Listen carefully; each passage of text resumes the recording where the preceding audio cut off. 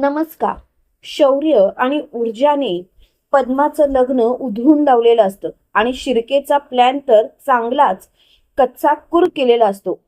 शिर्के खूपच चिडलेला असतो. मीडियावाले सुद्धा तिथे हजर असतात. त्यावेळेला ऊर्जावरती शिर्के धावत जातो. त्यावेळेला शौर्य मधी पडतो आणि शिर्केला बोलतो, शिर्के, जरा मर्यादा सांभाळून तुम्ही काय करताय कळतंय का तुम्हाला? माझ्या बायकोच्या अंगावर धावत यायचं नाही. आधी स्वतः घोटाळे करायचे आणि नंतर मात्र असं असं धावत यायचं. तेव्हा लगेच शिर्के बोलतो, शौर्य, तुझ्या बायकोला घे आणि आत्ताच्या आता इथून निघून जा, नाहीतर होत्याचं नव्हतं होईल. तेव्हा मात्र ऊर्जा बोलते, होत्याचं नव्हतंच करायला तर मी आलीये. मी काही शांत बसणार नाही. होत्याचं नव्हतं तर मी करणारच, आणि त्याशिवाय मी गप्प सुद्धा बसणार नाही. त्यावेळेला लगेच मोठ्याने विक्रांत बोलतो, काय चाललंय तुझं? कोण समजतेस कोण तू स्वतःला? आत्ताच्या आता हिला धक्के मारून घराबाहेर काढा. तेव्हा लगेच शौर्य मोठ्याने बोलतो, विक्रांत, तुझ्या तोंडाला आवर घाल, आणि तू कोणाशी बोलतोयस कळतंय तुला? त्यावेळेला विक्रांत बोलतो, ऊर्जा, गप्प बसा, उगाच मध्ये मध्ये चोंबडेपणा करू नकोस. त्यावेळेला लगेच ऊर्जा बोलते, गप्प तू बस. हे सगळं लग्न करण्याचं नाटक करतोयस ना? मला काही माहिती नाही. हा तर या शिर्केचा प्लॅन आहे, प्लॅन. मुद्दामून नाटक करताय तुम्ही सगळे मिळून. तेव्हा मात्र मोठ्याने विक्रांत बोलतो, हे तुला कुणी सांगितलं? असं काहीही नाहीये. त्यावेळेला मीडियावाले बोलतात, हे बघा ऊर्जा मॅडम, तुम्ही काय बोलताय ते आम्हालाच समजत नाही. अहो जरा तरी नीट समजेल असं बोला. त्यावेळेला लगेच ऊर्जा बोलते, खरं सांगू, हे बघा हे ॲफिडेव्हिट, ह्याच्यावरती विक्रांतवरचे सगळे आरोप मागे घेण्यासाठी पद्माला जबरदस्तीने सह्या करायला लावलेले आहेत, आणि नंतर लग्न झालं की तिला वाऱ्यावर सोडून देणार, हाच या शिर्केचा प्लॅन आहे. तेव्हा मात्र शिर्केला चांगलाच धक्का बसलेला असतो. शिर्के मोठ्याने बोलतो, हे बघा असं काही नाही, यांचा काहीतरी गैरसमज झाला. हे बघा ऊर्जा मॅडम, उगाचच नको तिथे काहीही बोलू नका, आणि उगाचच कशाला कसलेही आरोप माझ्यावरती करताय. त्यावेळेला ऊर्जा बोलते, शिर्के, गप्प बसा. पद्माच्या आयुष्याशी खेळण्याचा अधिकार तुम्हाला दोघांना कुणी दिला? आणि तुम्ही सर्वजण जे काही करताय ना ते बंद करा. तुमच्या या अशा नाटकांपायी काय घडतंय तुम्हाला तरी कळतंय का? अहो तिचं आयुष्य तुम्ही बर्बाद करताय, बर्बाद. त्यावेळेला लगेच शिर्के मोठ्याने बोलतो, बस, तू कोणाशी बोलतेस तुला तरी कळतंय का? त्यावेळेला मीडियावाले बोलतात, पण ॲफिडेव्हिट तर चुकीचं नाहीये ना? ते तर बरोबरच आहे. अहो त्याच्यावरती स्पष्टपणे लिहिलेलं आहे. त्यावेळेला शिर्के बोलतो, हे बघा असं काही नाहीये. कशावरून हे ॲफिडेव्हिट ह्यांनीच बनवलं नसेल. त्यावेळेला ऊर्जा बोलते, उगाचच खोटं काही बोलू नका. तुम्ही असं बोलाल हे मला चांगलंच माहिती होतं. म्हणूनच जे काही घडलं ना त्याचा व्हिडिओ आहे माझ्याकडे, आणि तो व्हिडिओ ती मीडियावाल्यांना दाखवते. त्यावेळेला मात्र मीडियावाल्यांना ते सर्व ऐकून धक्काच बसतो, आणि शिर्केच्या तोंडचं तर पाणीच पळालेलं असतं. शिर्के चांगलाच गांगरलेला असतो. त्यावेळेला लगेच अर्पिता मोठ्याने बोलते, डॅड, हे सर्व काय चालू आहे? डॅड, अहो सांगा ना, हे सर्व काय चालू आहे? त्यावेळेला लगेच मोठ्याने शिर्के बोलतो, अर्पिता तू जरा शांत बसशील का? अर्पिता प्लीज तू जरा शांतच बस. त्यावेळेला पद्मा बोलते, पण आता मी मात्र शांत बसणार नाही. आजपर्यंत तुमच्या या मुलाला मी घाबरून राहिले, पण आता नाही. आता मात्र मी तुम्हाला घाबरणार नाही. त्यावेळेला विक्रांत पद्माच्या अंगावर धावत जात बोलतोय, गप्प बस. तुझी लायकी तरी आहे का माझ्या समोर उभं राहायची? आणि कोणाबद्दल बोलणार तू? आमच्याबद्दल. त्यावेळेला मात्र शौर्य विक्रांतच्या सनसनीत कानाखाली मारतो, आणि मीडियावाल्यांना बोलतो, बघा या विक्रांतचा रुद्र अवतार बघा. दिसतंय ना तुम्हा सर्वांना काय चालू आहे ते? अहो आताच हा तुमच्या सर्वांसमोर पद्माच्या अंगावर धावत जातोय. मग लग्न झाल्यानंतर त्यांनी पद्माची अवस्था काय केली असती? तेव्हा मात्र ऊर्जा बोलते, ही माणसं दिसतात तशी नाही, या सर्वांचा प्लॅन होता हा सर्व. तेव्हा मात्र ऊर्जा खूपच चिडलेली असते त्यावेळेला मात्र मीडियावाले बोलतात, या सर्वांचा म्हणजे आणखीन कोण सामील आहे का यामध्ये ऊर्जा मॅडम? तेव्हा मात्र ऊर्जा तोंडातल्या तोंडात मारल्यासारखी होते आणि ती शौर्याकडे बघते. शौर्य मात्र घाबरलेला असतो. तो स्वतःशीच बोलतो, आता जर का ऊर्जाने डॅडचं नाव घेतलं तर डॅडच्या अब्रूचे धिंडवडे निघतील. काय करू मी? काहीच करू शकत नाही. पण हे सर्व डॅडनेच घडवून आणलंय हे माझ्या मनाला माहिती असताना सुद्धा मी असं कसं त्यांना पाठीशी घालू?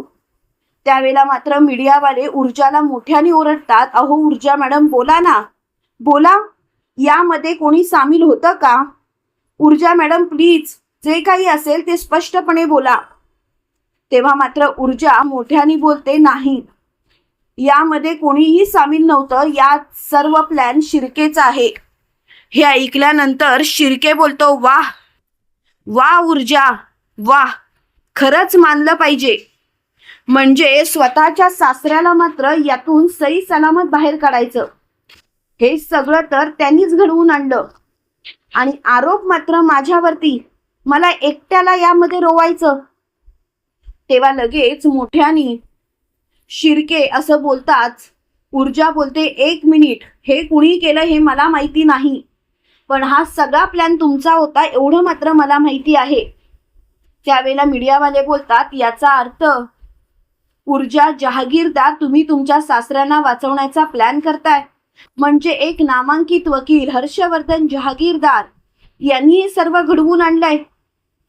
आम्हाला माहिती आहे ना, ॲडव्होकेट हर्षवर्धन जहागीरदार एकही केस कधीच हरले नाही आणि ही केस त्यांच्या हातातून जाते की काय, हरतायत की काय, म्हणून त्यांनी हे सर्व घडवून आणलं.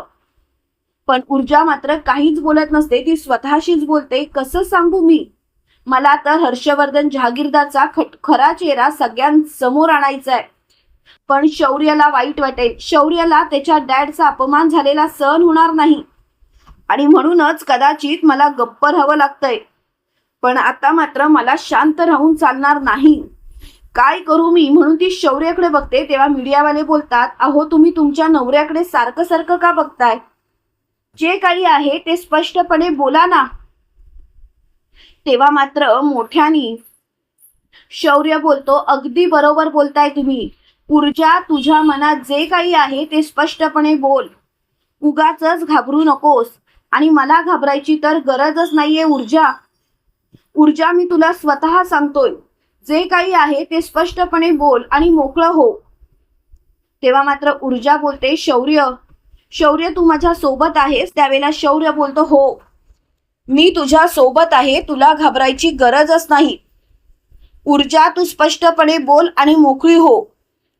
आणि शेवटी मात्र ऊर्जा मोठ्याने बोलते, या सगळ्या गोष्टी हर्षवर्धन जहागीरदार यांनी घडवून आणल्यात, त्यांचाच हा प्लॅन होता. हे ऐकल्यानंतर मात्र मीडियावाले मोठ्याने बोलतात, काय म्हणजे हर्षवर्धन जहागीरदार एवढ्या खालच्या थराला जाऊन वागतायत? त्यांना तर चांगलंच तुडवलं पाहिजे. त्यावेळेला लगेच शौर्य बोलतो, हे बघा, कायदा आपण हातात घेऊ शकत नाही. कायद्याने जी काही शिक्षा असेल ती त्यांना होईलच. त्यावेळेला पद्मा बोलते, खरं सांगू शौर्य दादा, आजपर्यंत मी साहेबांबद्दल कधीच काही बोलले नाही. मी साहेबांना खूप विनवण्या केल्या, एवढंच काय तर दिव्याताईला सुद्धा विनवण्या केल्या, पण त्यांनी सुद्धा मला पाठीशी घातलं नाही. दिव्याताईंनी तर जबरदस्तीने मला साडी नेसवली आणि इथे लग्नाला उभं केलं. खरं सांगू का, मला खरंच त्यावेळेला खूपच राग आला होता, पण काय करणार, या माणसांपुढे माझं काहीच चालणार नव्हतं. मीडियावाले खूपच पिसळलेले असतात, तर इकडे मात्र आदित्यला ही गोष्ट कळलेली असते. त्यावेळेला हर्षवर्धन खूपच आनंदात असतो. तो विजयाला म्हणत असतो, विजया, विजया, आज मी एवढा आनंदी आहे की तुला सांगू शकत नाही. आज त्या विक्रांतचं लग्न त्या पद्माशी होणार आणि आपली मात्र कायमची सुटका होणार. तेव्हा मात्र विजया बोलते, बरं झालं त्या पद्माचं लग्न त्या विक्रांतशी झालं ते. आता माझ्या तीर्थाचं मात्र लग्न आपण दुसऱ्या कोणाशीही लावू शकतो. तेव्हा मात्र मोठ्यानी हर्षवर्धन बोलतो, हो, मी माझ्या तीर्थासाठी स्वतः मुलगा शोधेल. तुला काळजी करायची गरज नाही. तेवढ्यात आदित्य धावत धावत खाली येतो आणि म्हणतो, डॅड डॅड तुम्ही बघितलत का? अहो टीव्हीला बातम्या बघा, काय चालू आहे. तेव्हा लगेच हर्षवर्धन बोलतो, काय झालंय आदित्य, तू एवढा का घाबरलायस? आज तर माझ्यासाठी खूप आनंदाचा दिवस आहे. आदित्य प्लीज असा घाबरू नकोस. त्यावेळेला आदित्य बोलतो, मग काय डॅड तुम्हाला माहिती तरी आहे का तुम्ही काय केलंय ते? अहो तुमच्या अब्रूचे धिंडवडे निघालेत. तुम्ही मला काहीच सांगितलं नाहीत. आज पद्माचं लग्न आहे.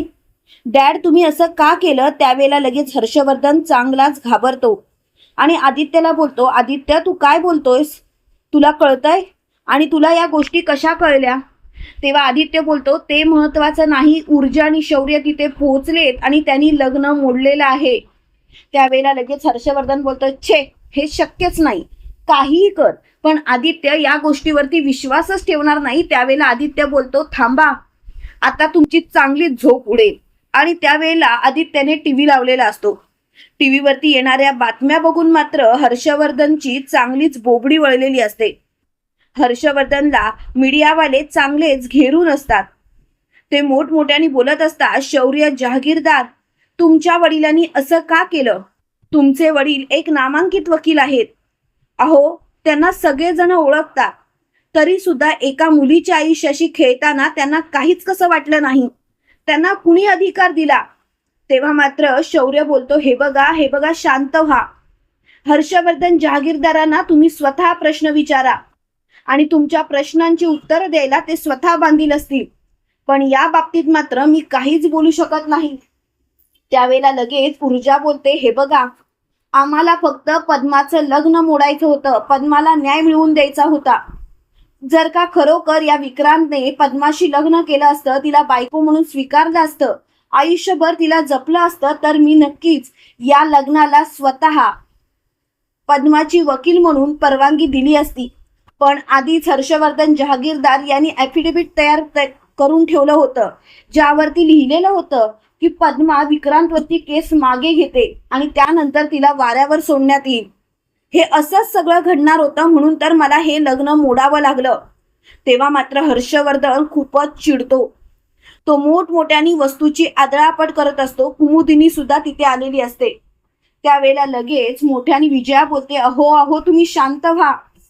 त्यावेळेला लगेच मोठ्यानी हर्षवर्धन बोलतो, शांत होऊ? अगं कसा शांत होऊ मी, तूच सांग ना. विजया, अगं माझ्या मुलाने माझ्या अब्रूचे धिंडवडे काढले. त्या ऊर्जाच्या मदतीने काय गरज होती त्याला तिथे जायची? अगं या जगात माझी एक नवीन ओळख होती, ती ओळखच त्यांनी पुसून काढली. तेव्हा मात्र आदित्य बोलतो, डॅड तुम्हाला हे सर्व करायची गरज नव्हती. डॅड तुम्ही हे सर्व का केलत? तुम्हाला हे सर्व करून काय मिळालं डॅड? त्यावेळेला लगेच हर्षवर्धन बोलतो, गप्प बस आदित्य, एवढा सुद्धा मोठा झाला नाहीस की तू मला प्रश्न विचारशील. आदित्य एक गोष्ट लक्षात ठेव, मी जे काही करत होतो ना ते योग्यच करत होतो आणि मला तर आता या गोष्टी कळूनच चुकल्यात. त्यावेळेला मात्र कुमुदिनी बोलते, हर्षवर्धन अरे कधी सुधारशील? अरे तुला हरलेलं सहन होत नाही म्हणून तू एवढ्या खालच्या थराला उतरलास? हर्षवर्धन हे सर्व करायची तुला काय गरज होती? मला तर तुझ्याकडून ही अपेक्षाच नव्हती हर्षवर्धन. त्यावेळेला मात्र हर्षवर्धन मोठ्याने बोलतो, पुरे, मला तर आता कोणत्याच गोष्टींमध्ये पडायचंच नाहीये आणि प्लीज या सर्व गोष्टी इथल्या इथे थांबवा. त्यावेळेला मात्र हर्षवर्धन खूपच चिडलेला असतो. त्याच वेळेला लगेच मोठ्याने हर्षवर्धन कुमुदिनीला बोलतो, आई साहेब तुम्ही यामध्ये नाही पडलात ना तर बरं होईल, कारण काही गोष्टी तुम्हाला माहितीच नाहीयेत. त्यावेळेला लगेच मोठ्याने कुमुदिनी बोलते, हर्षवर्धन तुझी ही नाटकं बंद कर. मला सगळं काही कळून चुकलंय हर्षवर्धन. अरे किती खालच्या थराला जाऊन वागणार आहेस तू. खरंच तुझ्या या गोष्टींचा त्रास व्हायला लागलाय हर्षवर्धन, प्लीज प्लीज स्वतःला थांबव. त्यावेळेला लगेच हर्षवर्धन बोलतो, बस, मला आता कोणाचं काहीच ऐकायचं नाहीये आणि प्लीज या सर्व गोष्टी इथल्या इथे बंद करा. त्यावेळेला लगेच आदित्य बोलतो, डॅड पण आता या सर्व गोष्टींना सामोरं कसं जाल? त्यावेळेला विजया बोलते, मी तुम्हाला सांगत होते ना सांगत होते त्या मुलीला लवकरात लवकर घराबाहेर काढा, पण तुम्ही मात्र माझं ऐकलंच नाही. तुम्हाला असं वागायची गरजच काय होती? का तुम्ही असं वागलात? स्वतःच्याच हाताने स्वतःच्या पायावर धोंडा पाडून घेतलाय. अहो, त्या मुलीला जर का घराबाहेर काढली असती तर ही वेळच आली नसती. तेव्हा मात्र कुमुदिनी बोलते, वाह, म्हणजे तुमचं ऑलरेडी ठरलंय तर. अरे किती खालच्या थराला जाऊन वागणार आहात अजून. खरंच तुमच्या या गोष्टींचा ना त्रास व्हायला लागलाय. कधीतरी सुधारा अगं विजया, स्वतःच्या मुलाच्या मनातून उतरशील ग. कधीतरी विचार कर, कधीतरी. त्यावेळेला लगेच विजया बोलते, आई साहेब तुम्ही गप्प बसा. मी काय विचार करायचा आणि काय नाही हे माझं मी बघेन, तुम्हाला मध्ये बोलायची गरज नाही. त्यावेळेला मात्र हर्षवर्धन बोलतो, आता मात्र त्या ऊर्जाला मी सोडणार नाही. माझ्या सगळ्या गोष्टींवरती तिने पाणी फिरवलंय. तिला या गोष्टींसाठी उत्तर द्यावंच लागणार. त्यावेळेला विजया बोलते, काय उपयोग, शेवटी तुमचा प्लॅन फसलाच. आता आपल्या तीर्थाचं काय? त्यावेळेला हर्षवर्धन बोलतो, तू नको ना काळजी करूस, मी आहे ना, मी सगळं काही नीट करेन. तुम्हाला काय वाटतं मित्रांनो, खरोखर आता ऊर्जा शौर्यने तर सगळ्यांसमोर हर्षवर्धन आणि शिर्केचा खरा चेहरा आणलाय. पण खरोखर ते दोघं मिळून पद्माला न्याय देतील का? कमेंट करून नक्की कळवा. आणि असेच मालिकेंचे नवनवीन अपडेट पाहण्यासाठी व्हिडिओला लाईक, चॅनलला सबस्क्राईब करायला विसरू नका.